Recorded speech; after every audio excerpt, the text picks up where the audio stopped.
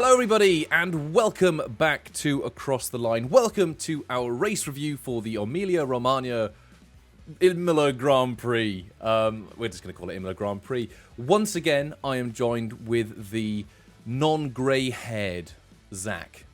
Welcome. Let's focus. Perfect. That's going in the video. Yeah, it's been a long day. I've got grey hair. But it was an F1 weekend at Imola. How did we find it? I thought it was a really good race. And Likewise. For the first time, yeah, it was a race to the end. For the first time in how long? 21, I'd have said. I enjoyed it. I know a lot of people said that they didn't.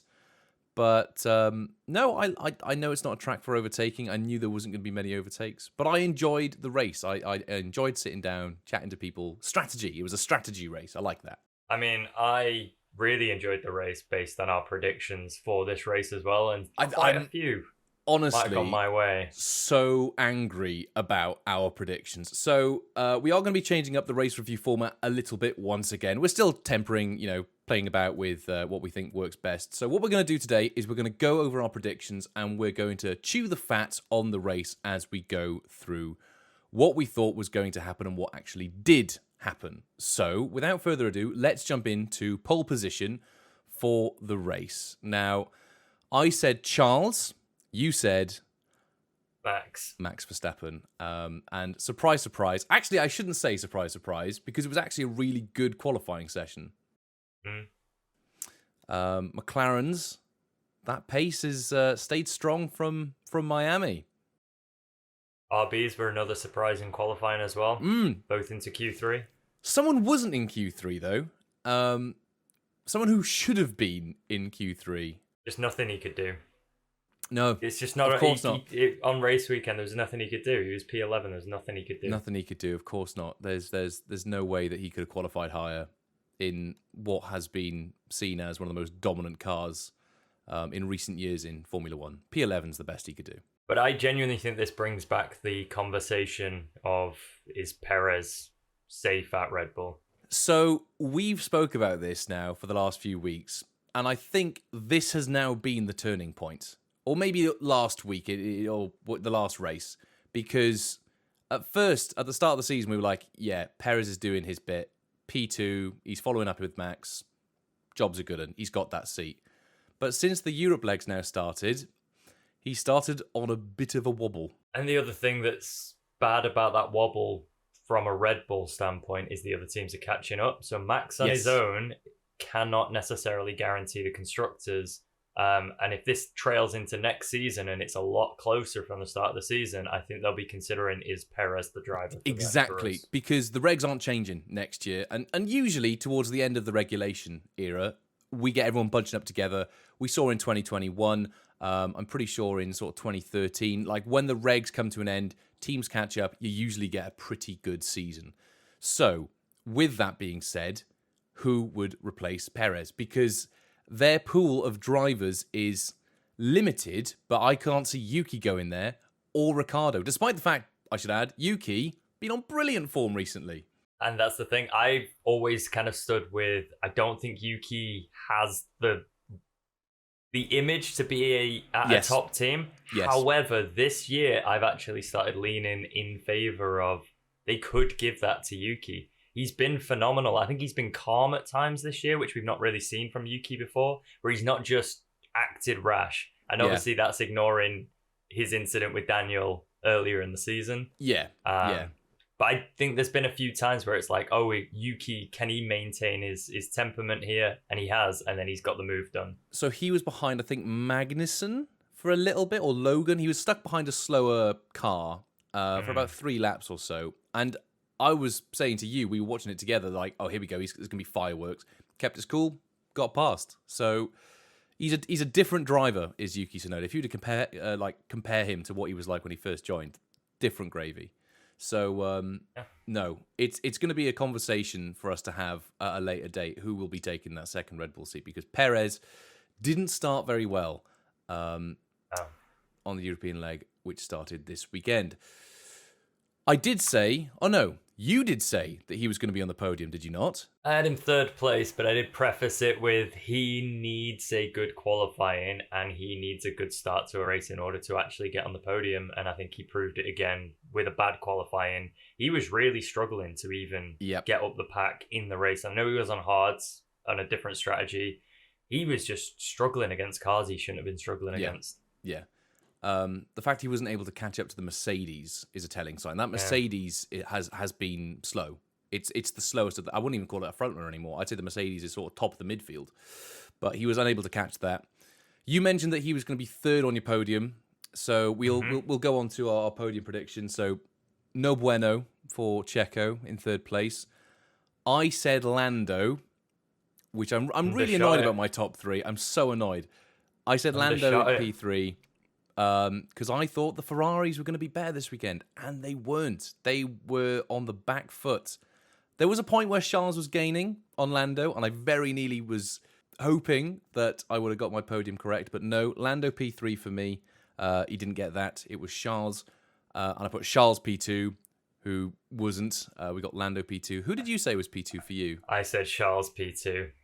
Yeah, so no points for us there, and I don't want to say surprisingly, because Max got the win, but I think going into this weekend, after watching the practice sessions with the Red Bull, seeing that they were on the back foot, there was a lot of questions as to who was going to take pole position. And even though Max did get it, the margin was so slim. Yeah, and we've mentioned this, I think even in the podcast, but we've seen it time and time again this year where that front-running car, whoever it may be, whether it's Max, Sainz, or Lando, seems to gain a massive, massive advantage off the clean air and the fact that they're not following. Yeah. So Lando, it wasn't when he got his win, it wasn't like Max was crossing the finish line directly behind him. There was a gap there. When Sainz won, there was a gap there to Charles. I actually think that just sort of how this race ended going forward, if anyone could just put it on pole, I actually think we could see them kind of, strategy provided, go on and just win the race and do what Max is doing at the moment. Will be crucial. I think if Lando puts it on there, that McLaren's looking fast at the moment. If he gets a pole position, I could see that going down the road. Well, it's going to be annoying for us because we've got Monaco this weekend now, and that's not going to be the best telltale sign because usually whoever gets it on pole at Monaco will end up going on to win, unless some strategy calamities may happen to course changes, whatever. So, yeah, I think we could be in for potentially a good season going forward, which is bananas because at the start of the season, we were all writing everyone off and we thought it was going to be another Red Bull-dominated season. And this is the first time we've seen a finish less than a second without a safety car in a long time. In our season predictions, I did put Red Bull to get less wins this year. Yeah. And I think it's gearing up that way. I think they've already got less wins. But yeah, they have. So when we get to the halfway point of the season, I think I've done terribly. But I digress. That's a subject for another day. Let's move on to our biggest winners, or biggest winner, I should say, of the weekend. We both said the same team, did we not? We did. We both said Ferrari. For different reasons. Yes. Were they the biggest winner? No. No. No, their new upgrade package worked, but I don't think it worked as well as the likes of the McLaren and obviously the Red Bull. We had Sainz keeping up with Lando for a while. Sorry, no. Piastri was keeping up with Sainz for a while and managed to get the old undercut sorted in the end, so we got overtaken in the pit lane. Yeah. And your reasoning, I think, sadly didn't come true. Well, either. Yeah, I thought Newey I thought it was a good time to announce Newey, but we have to wait for Monza for that. No, all quiet on that front. But yeah, I think it's fair to say the winner of the weekend was probably Lando or McLaren. I think it could have also been argued. He had a phenomenal race and a few more laps. Yeah. And he catches Max. There's a couple wobbles as he was gaining on Max. He was in that race, pushing hard. I know that feeling playing on Gran Turismo or something. You just pedal to the metal. But obviously he's much more talented than I am. I mean, You touched on it though. There was a point in that race that why it was so surreal an ending. Is there was a point in that race where Leclerc was catching Lando, and they were both on screen together. Then all of a sudden, Lando got away, and then all of a sudden just started closing on Max. It's So like, I think Charles cut the chicane at the top of the hill. yeah, And I think after that moment, he backed off. And then Lando, but where all did of he a find sudden, the pace? 7 seconds down to 0.7. Bananas. Beautiful. So, Unbelievable. yeah, it seemed that the Red Bull worked better on the mediums than the McLaren. The McLaren on the hards was working really well. No, biggest winner this weekend, I would argue, were McLaren and Lando. Yeah, It was fantastic to see more of that, please. Biggest losers, I think there are a few people that you could consider for biggest losers. I think I've got a good claim for my prediction. Yes, I think you do. I can't argue with Williams being... It was Williams, wasn't it, that you said It was the Williams. biggest loser? Yep. Yeah, not a good weekend for Williams. Not a good weekend, and it's not the first. I think they've been trending downwards since last season, and they've had a few accidents. And I went for them just because it looks like some of the other teams that were lingering around the bottom have brought upgrades that seem to have worked. Williams seems to be struggling. They've got a new philosophy. They've changed the car. The driver lineup's not changed, and I think that was an issue. I think Logan has not been performing well. There were rumours that he was going to get replaced by Kimi Antonelli this weekend, which were obviously stupid. Would have been mad to see. Williams had a stinker this weekend. Hopefully this doesn't continue, because it was nice to see them climb up the pecking order last season. It was.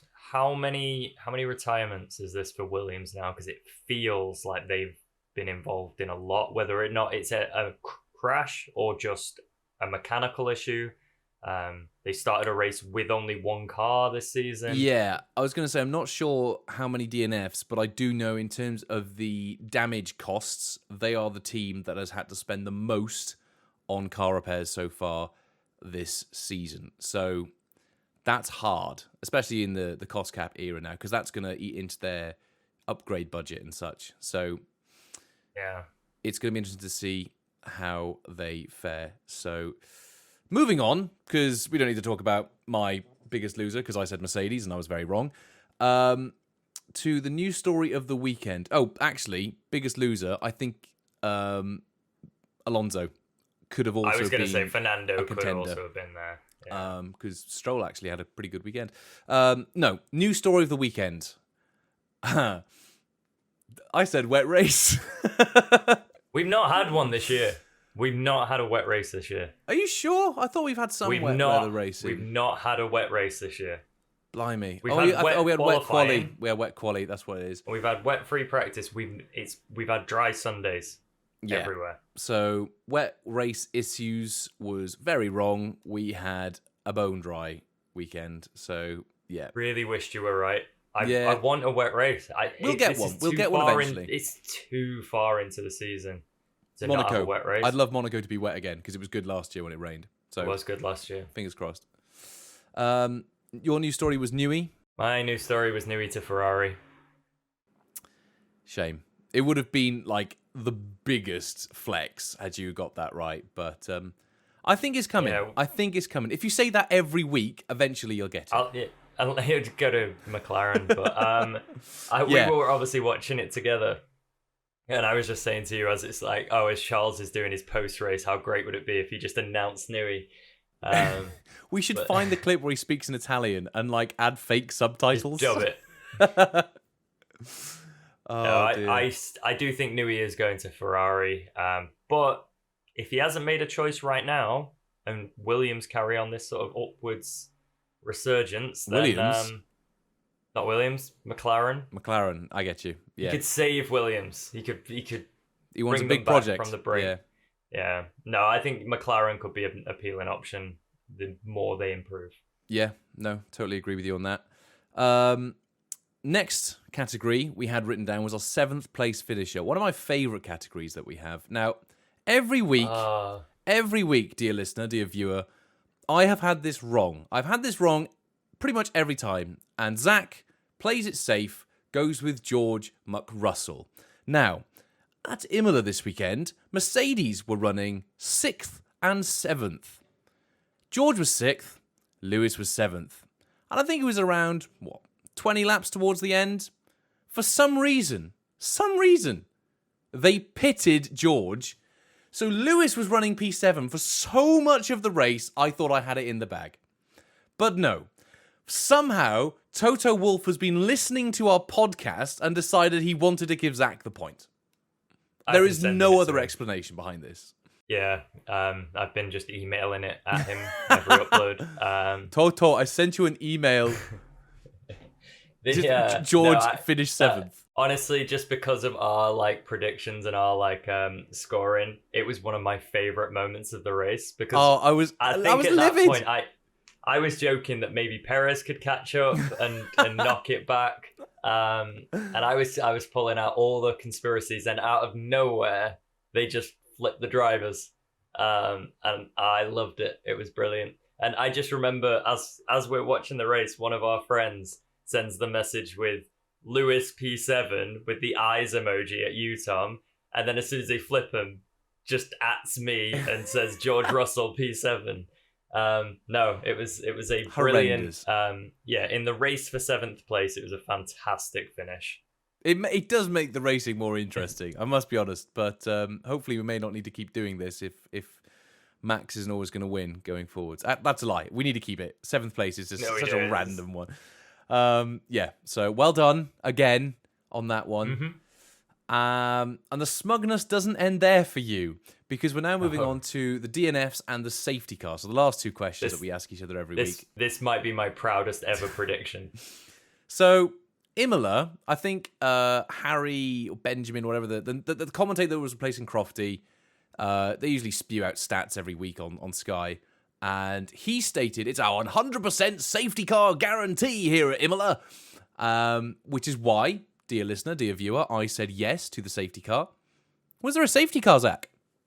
There was no safety car. Oh, at a 100% guaranteed 100. track. And then number of DNFs.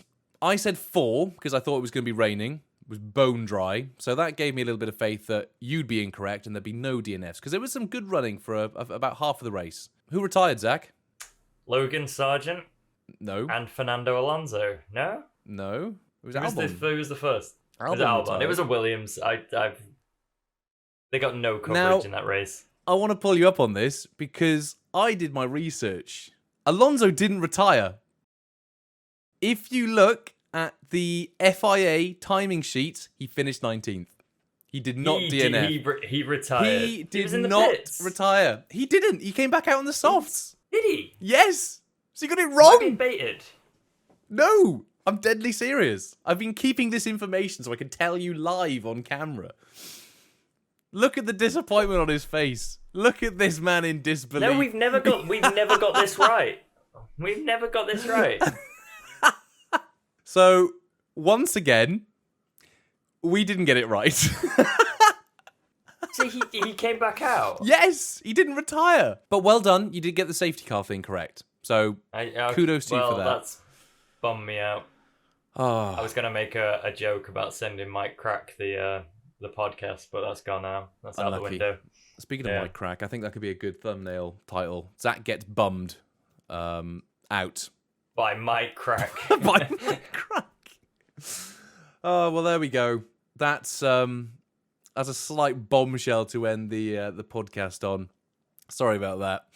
I hate that you sat on that for... Didn't want to say a thing. 4 days, 3 days, 2 days. It's warm. Yeah. So I think it's time for us to wrap up this week's episode. But there we go. Thank you very much for watching, everybody. This has been our race review and look back at our predictions for the Imola Grand Prix. So well done. I think you won very much this week with the predictions. But the race was okay. It was a race of strategy, and it came down to the wire, I guess, at the end. So hopefully we can see more of this going forward. Obviously, Monaco's going to be an exception because there's going to be 0 overtakes there unless it's in the pit lane. So, yes, thank you very much for watching, everybody. Make sure to subscribe, hit the bell. Zach, what should our watchers and or listeners do to the bell this week? Honestly, I don't really care too much because all I'm focused on right now is the fact that my fan isn't on due to the noise it makes whilst we're recording, and I am melting. Right, so hit the So, bell I so don't- he can stay cool. Yep. There we go. So smash the bell for air conditioning. So, yes, thank you very much for watching and or listening, everybody. We will see you guys in our predictions for the Monaco Grand Prix. But until then, goodbye.